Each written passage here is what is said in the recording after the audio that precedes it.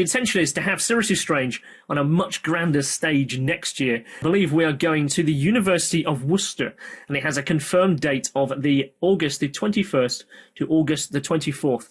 Basically 2 nights, 3 days, but basically the core of the weekend will be a celebration of what ASSAP has been up to over the last, what will be 45 years. So that is an exceptional event coming up. So we're going to have pulling out all the stops to make that happen. So that is a year away. So we've got a year to bring all of our guests together at the University Arena of the University of Worcester. So make sure you put that in your diary. August 21st. Julie, of course, is waiting in the wings right now. I've got a bio for her. Now, for those who haven't seen Julie present before, I believe she's given us 2 presentations to the ASSAP Seriously Strange series so far. White Collar Hall, and that was, I think it was 9 months ago, if you can believe that. And also she gave an excellent presentation visiting Jeff the Talking Mongoose. And of course, that is going to hit up in our little chat here. So Julie Elizabeth Boyd is an accomplished writer. She is a photographer with a passion for folklore, paranormal and seasoned landscapes. She has published 4 books, including The Wittering Weasel, a fictional novel inspired by Jeff the Talking Mongoose, Alexandra Park, An Oasis in Lockdown, talking about blending words and images during the Manchester lockdown period of 2020. And she currently is writing A Monkey in a Red Velvet Top Hat, a novel all about an antique monkey doll. Julie Elizabeth Boyd, would you like to step up to the plate and come and say hello to everyone here on ASSAP Webinars Live today? Thank you. Good evening, everybody. Thank you for letting me speak tonight. I'm going to be speaking about the Winchester Mystery House. In 1886, the Winchester Mystery House, that wasn't its real name at the time, but it was initially built on an estate of 162 acres, but now the property is only just under 5 acres. Now, the house contains 160 rooms, but the original portion when it was purchased by Sarah in 1884 contained only 17 rooms, so it was greatly built upon. It's 24,000 square feet. It's got 10,000 windows, 2,000 doors, 160 rooms, which includes 40 bedrooms and 2 ballrooms, 52 skylights, 40 stairways complete with banisters that climb up into the ceiling, but there are no doors at all at the top of these staircases. And there's no trapdoors, there's no hidden doors, and there's no way of getting from the staircase up to the next floor. Now, there's 47 fireplaces, although only 17 of the fireplaces have chimneys. There's 13 bathrooms, 6 kitchens, 2 basements, and 3 elevators. The cost spent on her home at the time was valued at $5.5 million in 1923. Or that would be roughly more than 71 million today.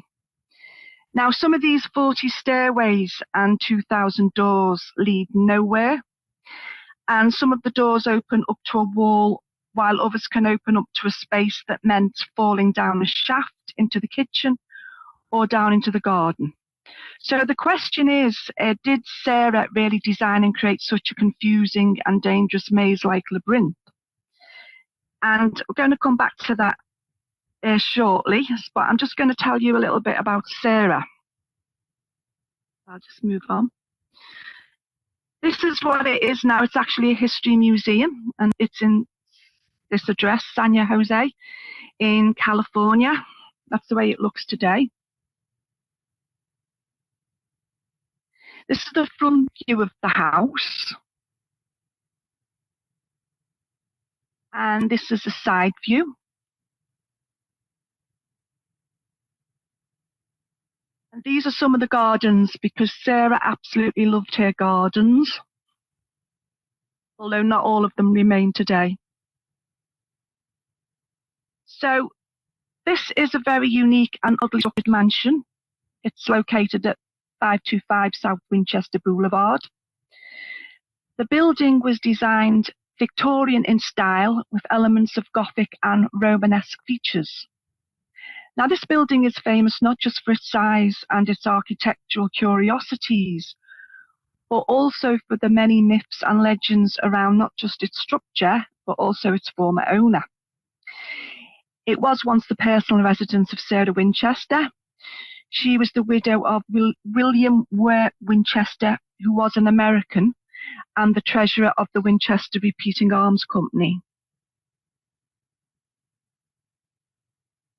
But the original name of the house wasn't Winchester. It was originally called Lanarda Villa. This was named by Sarah because it reminded her of the Lanarda Alavisa in the Basque area which she visited. And this is one of the oldest photos of the actual villa, and that's the photo credit is the history of San Jose. So that's one of the earliest photographs before it was really built up to what it is now. So I'm going to tell you a little bit about Sarah. Sarah Sally Lockwood Winchester. She was born around about, June the 4th, 1839, and she passed away on September the 5th, 1992. She was known as Sally after her paternal grandmother, and also by those people close to her. And she was born in New Haven, Connecticut. I can't say it. Connecticut. I can't say it. I'm sorry. And she married William in 1862. Now, he was born in 1837 and he died in 1881. And he was the treasurer of the Winchester Repeating Arms Company. So the unique features of this house, as I've just described some of them, the carved wood decorated walls and ceilings of the ballroom with teak, maple and mahogany, which was used to make an intricate pattern on the floor. There is a large brick fireplace, which was framed by two windows that included quotes from William Shakespeare. And it's still not known to this day why Sarah chose two specific quotes to adorn the room. I haven't got the quotes on me at the moment, but I think you can find them in some of the photos of the house. Now, the second floor bedrooms each had adjoining sitting rooms and sewing rooms, and there were deeply embossed wall coverings known as lincrusta or lincrusta. These had a leather or metal appearance, so they weren't wallpaper as we know it today. They were actually coverings on the wall, and they could be washable as well. Now, the ceilings had mouldings, stencils, and faux finishes. Chandeliers were from Germany, art glass from Austria, furnishings from Asia, and paintings from France all took their part in adorning Sarah's home. There is also an early form of intercom, an annunciator, I think it's how you pronounced. Now, that was a common feature of large homes during that period, and that was installed for calling the servants. There was an indoor garden with slanted floors that would carry excess water to trapdoors. The doors had pipes to supply water to flowers outdoors. And a generator was installed for a water pump and electricity. Now, Sarah was only a very small lady in stature. She was about 4 feet 10 inches, and she did develop health issues later on. So there was a stairway which was built that has 44 steps but rises only 10 feet. And that was probably built because of her challenges and issues she had, because later on in life she did develop arthritis. So these are just two pictures of the sort of wall coverings that I just explained a moment ago. And these were not like wallpaper, but they're actually wall coverings. They were embossed, and they were also washable. And they're quite popular in that time period. These are just some of the windows, and there was a lot of this Tiffany art glass absolutely everywhere. It was very expensive. If I could just tell you something about the glass. Many of these windows throughout the house were designed by the Tiffany Company. And the most famous piece of glass art within the house, which I'll show you in a minute, is also its most expensive. It was $15,000, I think it was, or in that time. The ornate window is inset with pastel designs and flowers. I'm just trying to see if I can get it up. I think it's the next one. Yeah, this is it. This ornate window has pastel designs and flowers. And this particular design was meant for it to reflect sunlight into many coloured beams of light to dance across the walls and floors. Well, for some reason, which we don't know, Sarah had placed this window in front of a wall on the north side of the house, so the sun never touched it. Now, as I said, there's no known reason for this. Perhaps in her mind, Sarah thought that the sunlight would degrade the coloured glass. We just don't know, because much of the building was constructed and decorated with redwood as well, and that explains the strength and longevity of the structure, especially in the aftermath of the earthquake which came in 1906. So we'll just move on to the next slide. Now, these are just two examples of the staircases that led to nowhere. And as you can see, they go up to basically like a wall which blocks them off. This is also a couple of photos of a door or a doorway at the top of the building. And obviously this is the one sort of doorways I mentioned earlier where, you know, you could fall out of it onto the garden below. Now, as I said, there was many chimneys. Well, there was fireplaces, but there was only a few that had actual chimneys. And this is a photo of one of the original bathrooms that was in there. Now, obviously, as time went on, between 1880 and 1881, Sarah began to develop rheumatoid arthritis. And because of this, her doctor advised that a warmer and drier climate may help improve her condition. So we're going to swing back a bit now before the Winchester house, because she actually moved there at the age of 46. And this was in 1885 she moved. So my introduction was telling you a little bit about the Winchester house, the way it is now. And this is her at 46, and she had to move to California because she was starting to develop rheumatoid arthritis. Now, in 1890, Sarah's 21-year-old niece Marion, also known as Daisy, came to live with her and became Sarah's personal secretary, responsible for her business, her correspondence and her banking. And both Sarah and Daisy were known to attend various charitable events together and were members of the Associated Charities and the Red Cross. Now, I'm just jumping forward a little bit because I just want to stop there for a moment. Because when Sarah started to get these health issues and she had to move, it was upon the death of her husband, who died from tuberculosis, she received a substantial financial inheritance. And this also included shares in the Winchester Repeating Arms Company. Now, this fortune made her one of the world's richest women. And she spent a few years traveling to Europe before she actually moved to California in 1886. Now, that's probably when she went to the Basque area and she got the ideas for naming that house the Lalanda Villa, before it became the Winchester Mystery House, because it was only small, like a farmhouse when she purchased it.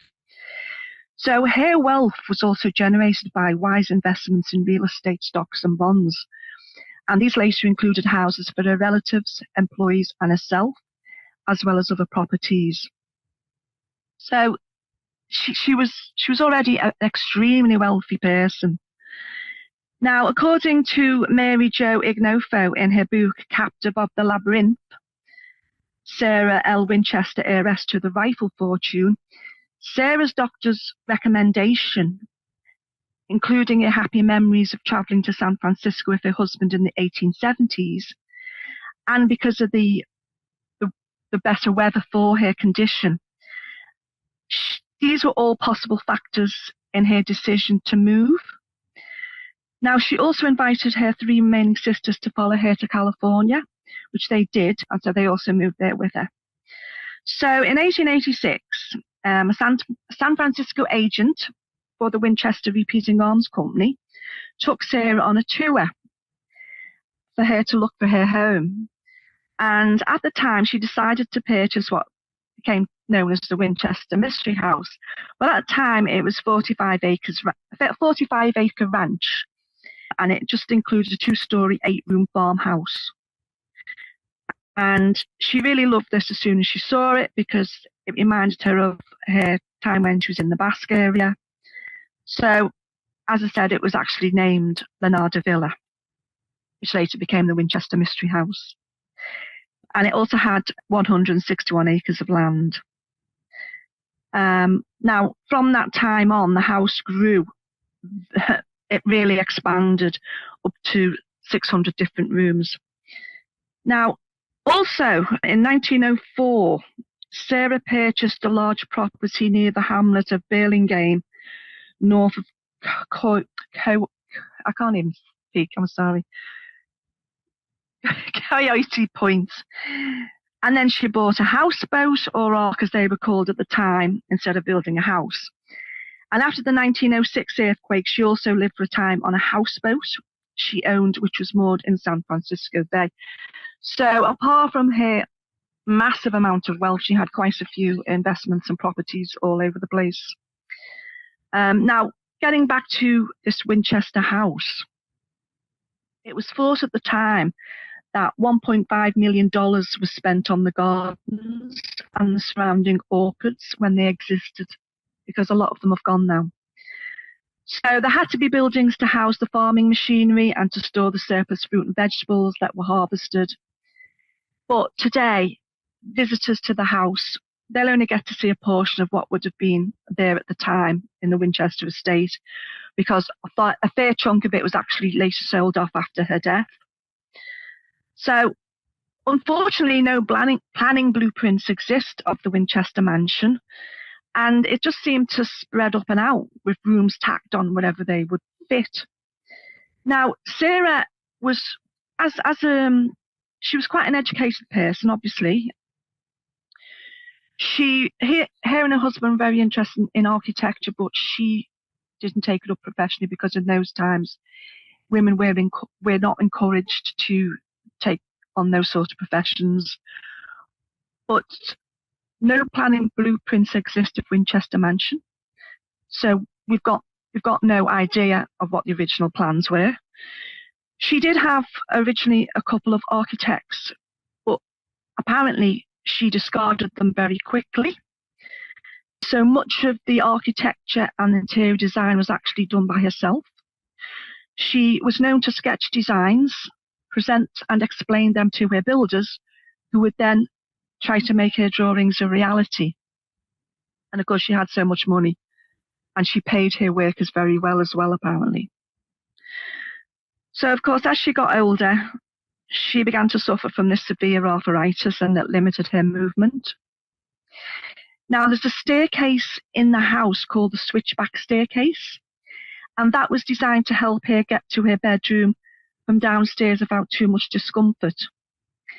And it actually, as I think I mentioned this before, it only rises about 9 feet. It has 7 flights of 44 steps that rise just 2 inches. So I think I didn't go through the slides, but I think I've mentioned all this before. So I'll just go through them quite quickly. So that's what I've already mentioned about the doors and stairways that lead to nowhere, but I'm going to come back to that shortly.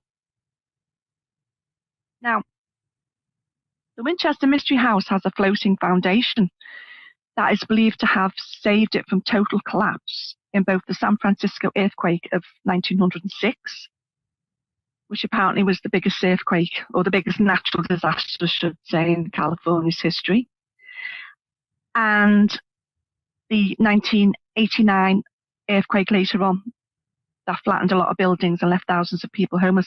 But the Winchester Mystery House still stood.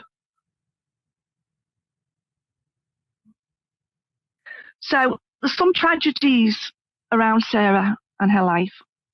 In 1866, she did give birth to a daughter, Annie Pardee Winchester, but unfortunately the baby was diagnosed with what is known as marasmus and passed away at only 1 month old.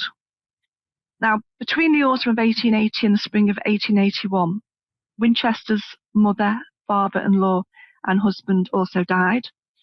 But as I previously mentioned, she was left with this huge inheritance from her husband. And then in 1884, her elder sister, Mary, passed away. So there was quite a lot of sadness that surrounded her at the time, a lot of tragedy and death. And also at that time, her health started to decline. As I said, she developed a rheumatoid arthritis. So she had to move to a warmer climate. And that's when she decided to go to California. And this is where the start of the Winchester Mystery House really took off.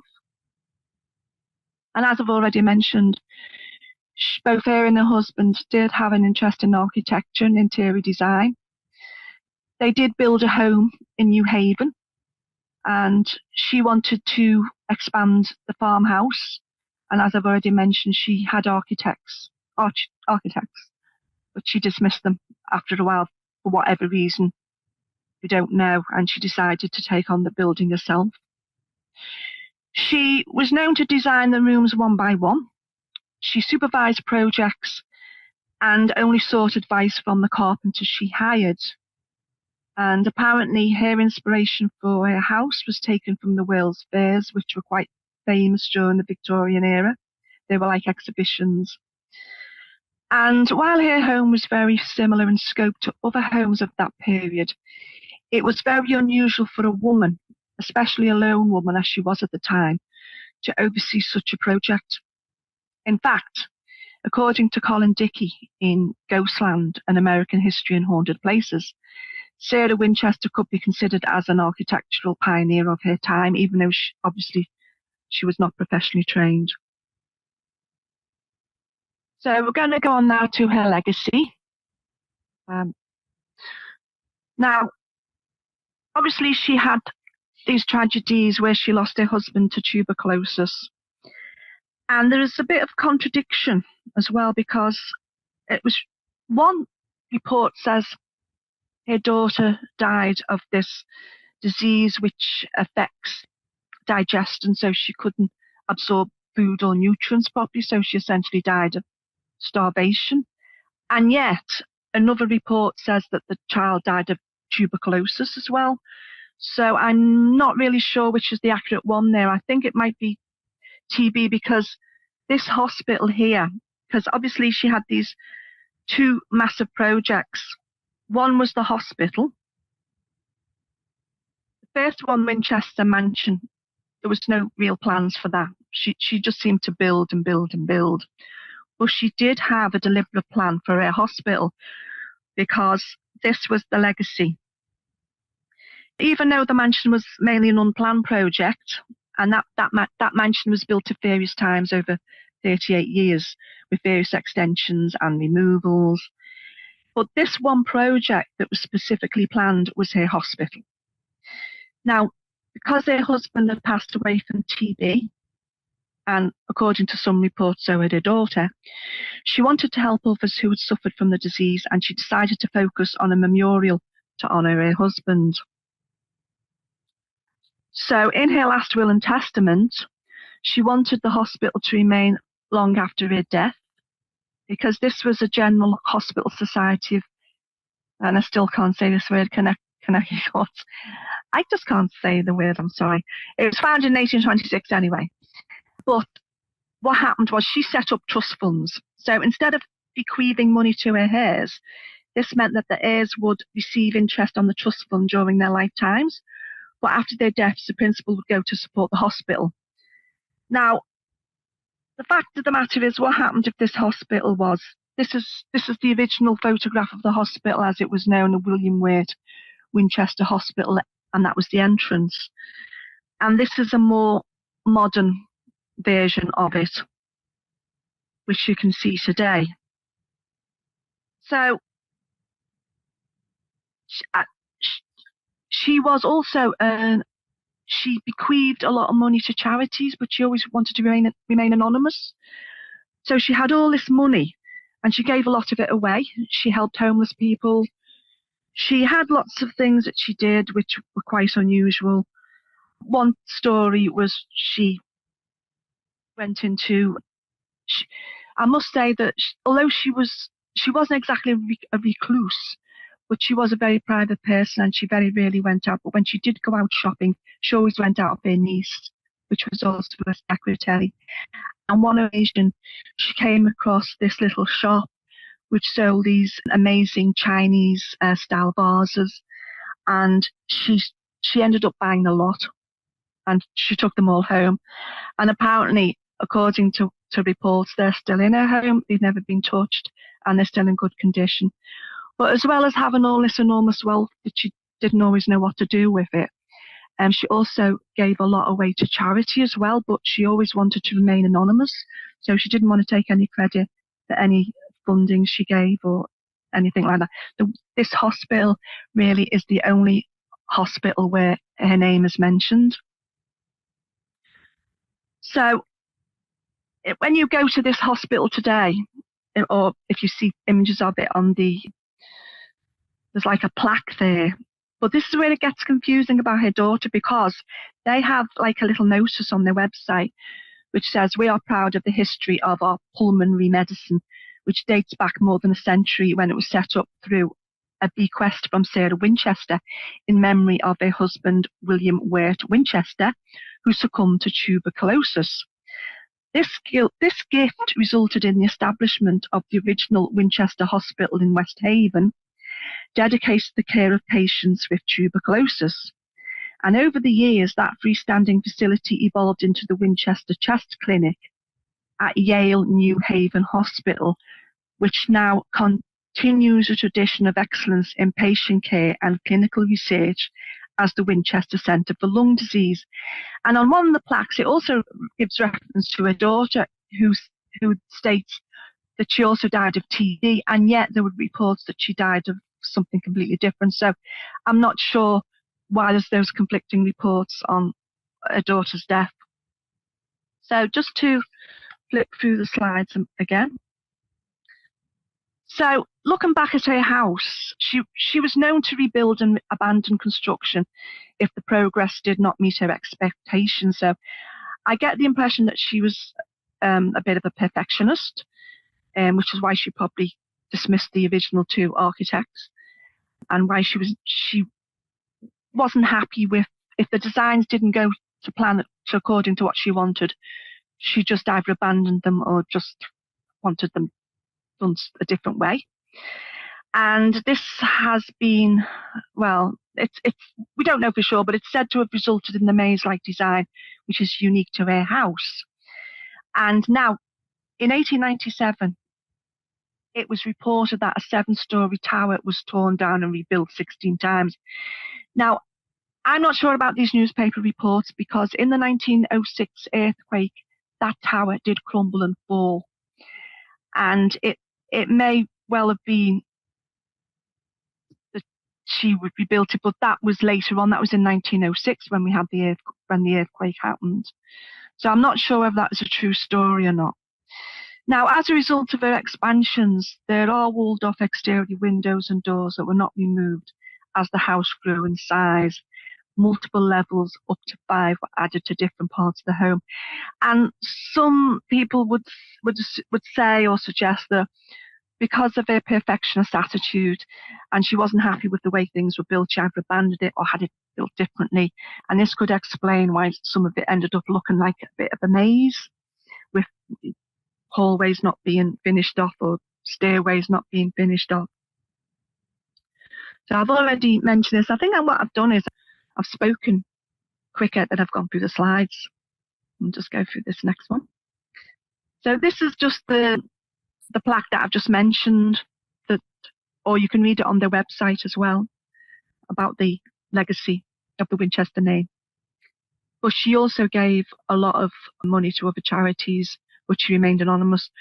And also another thing she used to do, she used to buy new clothes and give them away as well. So, as I've said, this is where the contradiction comes in, where they say that the history of their centre dates back more than a century when it was set up, and it says in memory of their husband and their young daughter, both of whom succumbed to TB, and yet another report says that her daughter died of something completely different, although it may be related, I'm not sure. So that still stands today. Now, obviously, that's the link if anybody wants to go to have a look at that. It's quite a famous hospital now. Now, Sarah sadly passed away in September in 1922, and she was 83. Now, after her death, her will directed the property be sold. Now, none of her relatives could afford to maintain or repair the costly mansion, and with little interest in the house at the time, investors began dividing up the 160-acre estate. So in December of that same year, the auction sale of the villa, as it was known then, and its surrounding acreage was finalised, and the property was further divided and sold. Now, along came these two people. In April 1923, John and Mame Brown, they lease it and its remaining grounds, and they moved their family onto the estate. They were drawn to its gardens, its fountains, and its open grounds for what they hoped could become a family recreation park, even imagining a roller coaster, a pool, and a carousel. So already there was people who had interest in making this of some kind of entertainment value. But the expense of the building and such attractions proved far too great, so they didn't take that any further, and the house remained. So to look at this today, it's a popular tourist destination, and especially for those people who believe in haunted houses. And bad luck, due to number 13 and Friday the 13th, I'm just going to mention this now about this number 13, because there is something about this number 13 that's mentioned about Sarah, and I'm not too sure if it's completely true.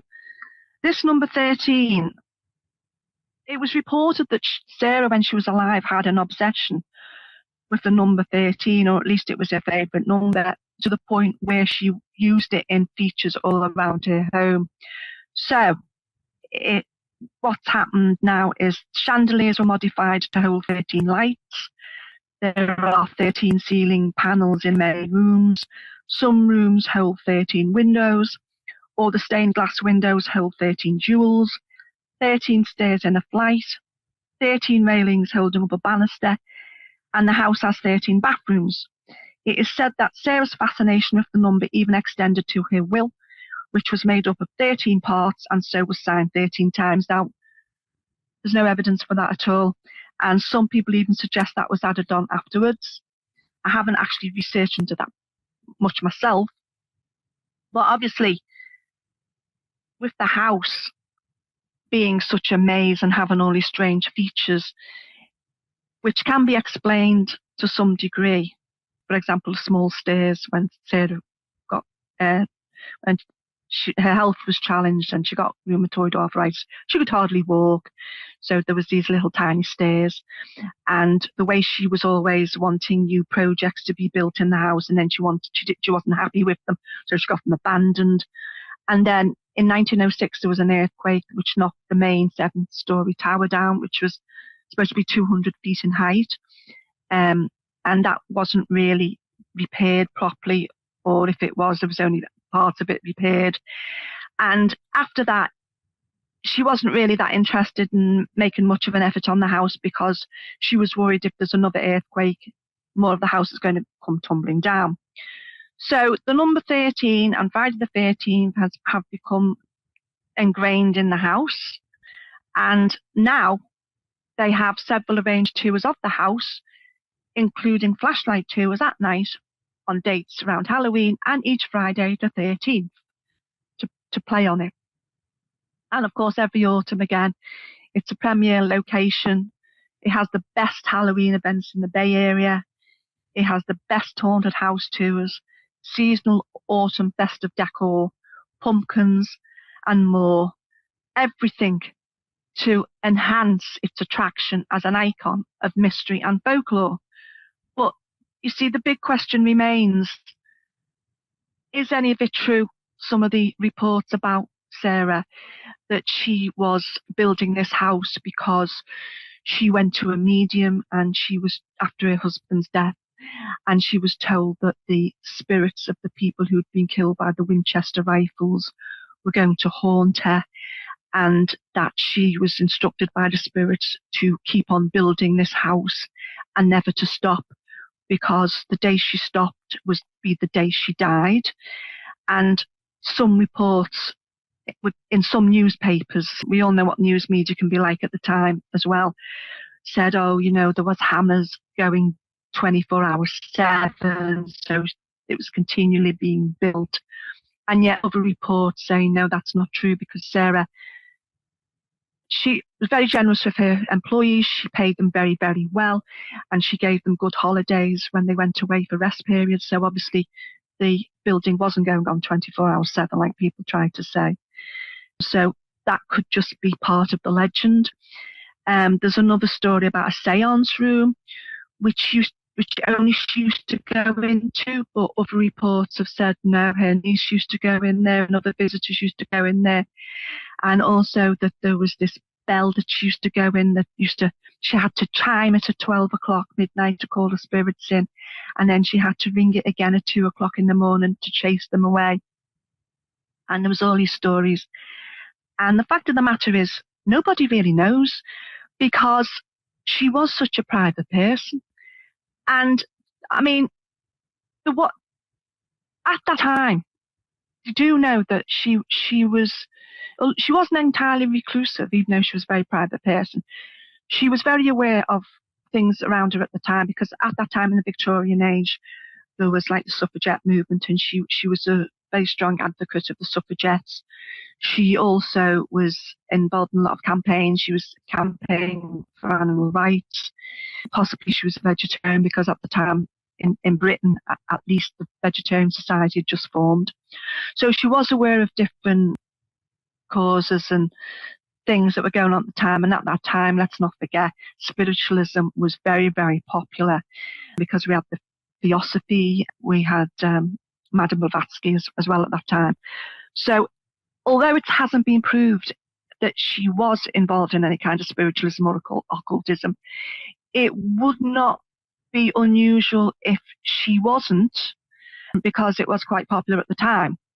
But a lot of the stories around the house and her life could possibly be fabricated, because there are reports saying that a lot of the features in the house now were added on after her death. So a lot of the strange, mysterious stairways and doorways that lead nowhere were added on. So without the blueprint and original plans of the house, we just don't know. And then we have her niece that says, like, oh, she wasn't involved in spiritualism, or at least not like the reports were at the time. She didn't have a seance room. She wasn't calling out spirits or anything like that. She just, after all the tragedies in her life, she was a person who had a lot of wealth and a lot of time on her hands, and she was quite creative and quite unusual for her time as well. So it's possible she just wanted this beautiful house, and she was known for having beautiful gardens as well. So again, the number 13, this is just some of the things that's in the house now. And we don't know whether this is fact or fiction. Okay, they're in the house now. The number 13 and spiderweb motifs reappear around the house. And the imported chandelier, which has been altered to accommodate 13 candles, but we don't know whether that was altered after her death. Wall cloth clothes hooks are in multiples of 13. Spiderweb pattern stained glass window contains 13 coloured stones. Sink drain covers have 13 holes in each of them. And the house's current groundskeepers have created a topiary tree shaped like the number 13. But that's now. That wasn't then. And on every Friday in the house, on the 13th, the large bell on the property is rung 13 times at 1 p.m. in tribute to Sarah. So that goes on. But you see, the conclusion about this house is, from what I've looked at some of the reports, I think that most of the tales surrounding Sarah and her house do not have any foundation in fact. This whole story about her building non-stop to appease the spirits, I'm not convinced that that's entirely true, especially when we know that many features and extensions were added to the house after her death. And obviously, because it's a tourist attraction now, they want to make it even more attractive and make it like this paranormal hotspot thing. And I must admit, I was looking at this book today. Some guy wrote this book and he's talking about paranormal research. And he's basically just talking about how paranormal research is conducted. But he didn't mention at all any paranormal groups who've actually gone into the house and got any evidence, although apparently people do have vigils in the house. But whether they actually have any experiences is another thing. And that's maybe something I'd like to look into further.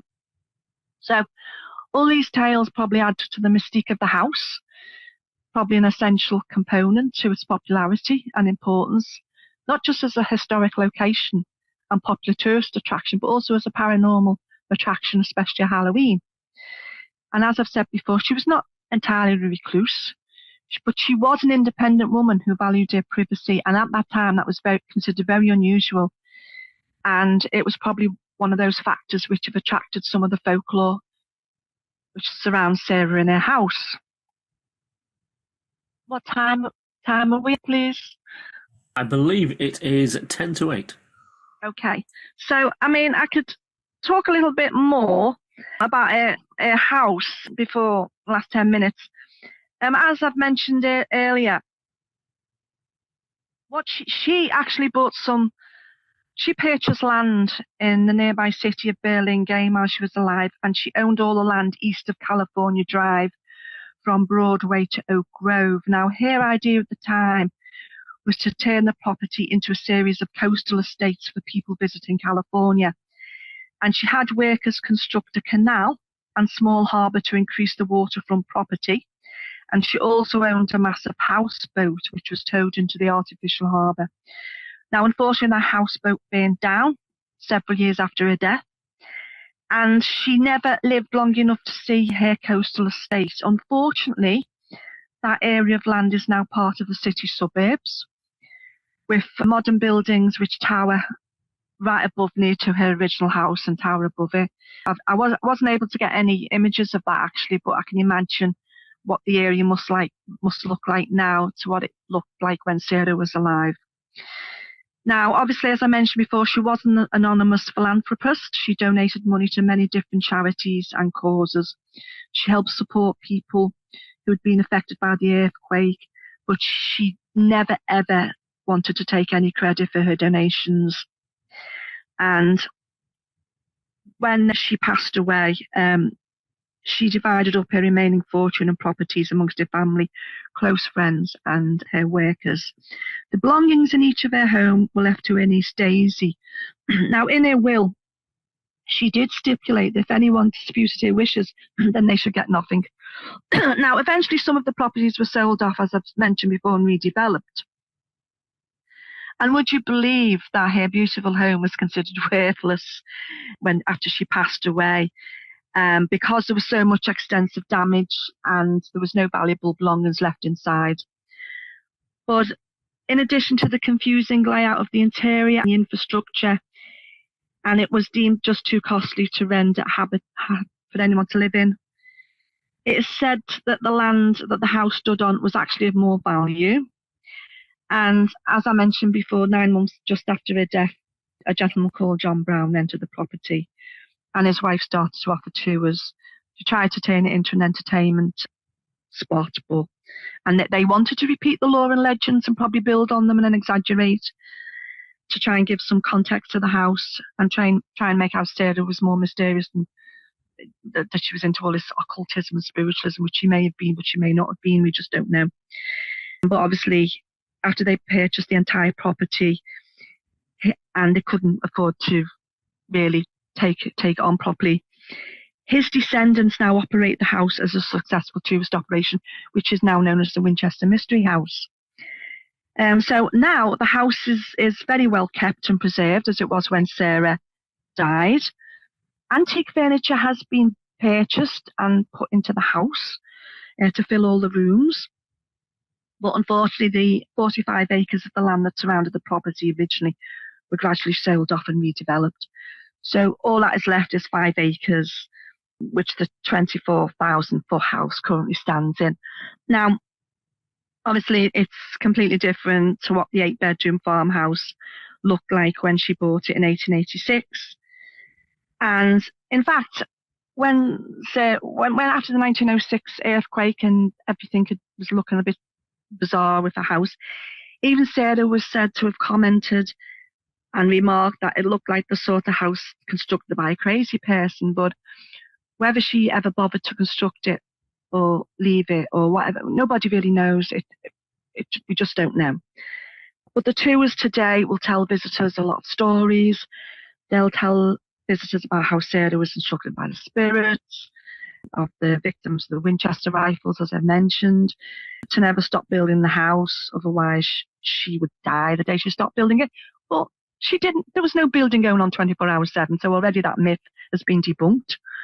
And they would tell visitors about the famous seance room, which only Sarah went into, and that's been debunked as well, apparently. And also about the crazy layout of the home to confuse.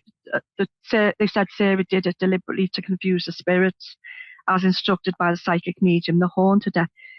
Now, we don't have any evidence, as I've said, about any of these tales. They seem to be for entertainment value.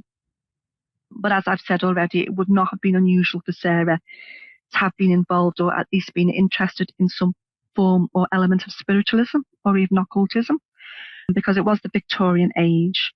And given her interest in advocacy for other things like suffragettes and animals, she was not entirely reclusive to the point where she was closed off from what went on in the world. She was just a very private lady with a huge amount of wealth, and she just wanted to keep private even when she was donating to charities. So that basically is it in a nutshell. There's a lot more to find out about not just the house, but about Sarah. But I think if anybody wants to ask me any questions, I'll try to answer them. This book was written by allegedly her neighbour at the time, and well, again, you see, you've got to take things with a pinch of salt, because apparently the neighbour wrote up reports for the local news at the time saying Sarah was this or Sarah was that, and then there was another book about Beyond the Mysteries. So they're two interesting books, but they're slightly contradictory. So I think a lot more research needs to go into Sarah, especially to find out for sure in connection to her house, what was the real reasons, what happened to her house, why she built it the way she did. So thank you for listening again. Oh, wonderful. Thank you once again very much. I was intrigued about the ghost stories there and where they came from. And I came across some interesting pieces to add to your powerful discussion here. So in 1993, there was a book called The House of Spirits that actually is not a ghost story, but it does have some paranormal elements, or rather supernatural elements. But actually, it's a political drama set in Chile. But apparently, in the book itself, which is by Isabel Allady, it is actually based on, or certainly inspired by, the Winchester House as the location where this political drama actually happens. But of course, it's not actually about the house at all. And also, in 1953, which was the original film of the 13 Ghosts, it actually used the Winchester House as the location for filming, and of course went on to inspire the more recent remake that had Nicole Kidman, that was a bit more supernatural. But again, that was a house basically about a maze house and trapping spirits within the building, and they may have well contributed to the ghost story. And of course, you know how movies and books are like. Yeah. They spread the story faster than, and the truth, don't they? Yeah, so obviously, because, and as I said before, she didn't leave any plans, she didn't make any plans. Although there is a reference to the fact that she did draw designs which she gave to her carpenters. I don't know what's happened to those designs. there's no mention of her leaving any journals or anything around. I don't know whether, when she left her belongings to her family and to her niece, whether they ended up in the hands of her niece, and we don't know what happened to them. Yeah, absolutely. Because it'd be interesting to see what those designs were. I can imagine they were quite fantastic. It looks like she was building on that house by inspiration. There's an account I've come across that lists it on Reddit, of all places. But there is a theory, apparently, that one of the reasons why she kept building endlessly and expanding the house, actually, is so she could avoid paying tax, because the building was always under construction and thus wasn't taxable, which is quite an interesting possibility. Does the house have to be finished before you start paying, like, property tax? Possibly. That might well have been a reason. I'm not sure, but she was fabulously wealthy. Absolutely, yes. Amazing, yeah.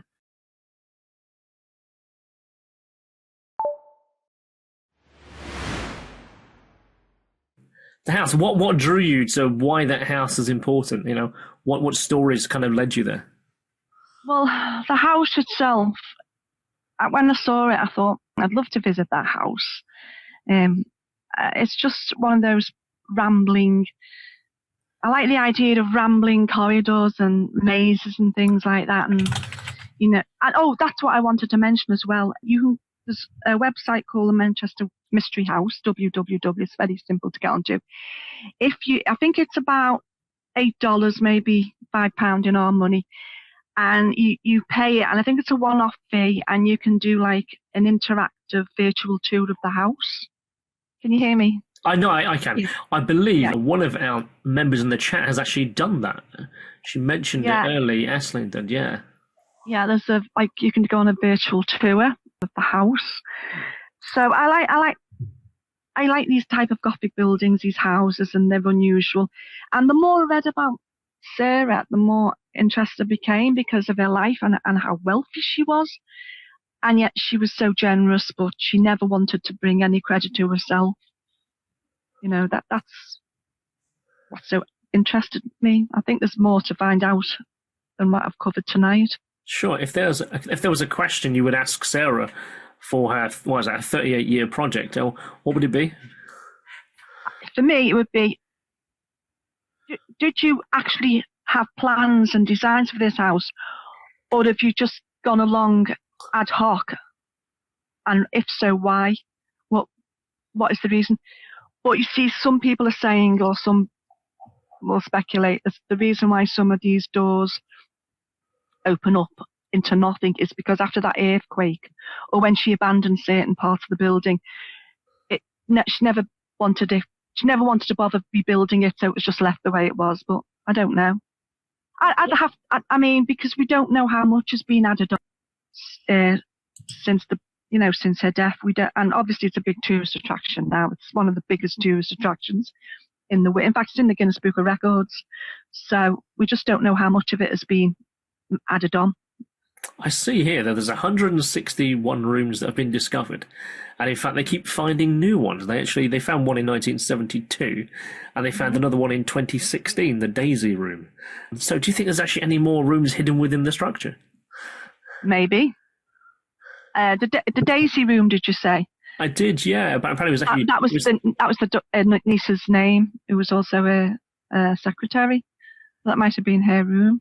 Yeah, it said it was the ABC News were actually doing a program there when it was discovered. They were doing a documentary, and they were scanning or checking rooms. They discovered a room, and they took it into it, and that was what became the Daisy Room. That's actually the one that has that Belgian glass that you mentioned earlier. Yeah. Now, I don't know regarding about paranormal investigations. I think people can go in there to do vigils and investigations, but I don't know myself of any. I'd like to find out if there's been any paranormal groups that have gone in there, and if they've actually what they found in there, if they've had any experiences or anything. I'm sure the atmosphere of the whole house will probably make anybody believe anything can happen. I'm sure they would. Caroline, my love, would you like to fire away of our questions that have been building up here in the chat room? Yes, definitely. Thank you. Thank you very much, Judy, for a wonderful talk again. So Christian, I'm going to go through some of the comments as well as the questions. Christian said he's reading the wallpaper in a number of rooms and it's made of mica, so it sparkles when the light hits it, and gained an electrical charge. So what was she up to? I wonder how much esoteric symbolism can be found throughout the house.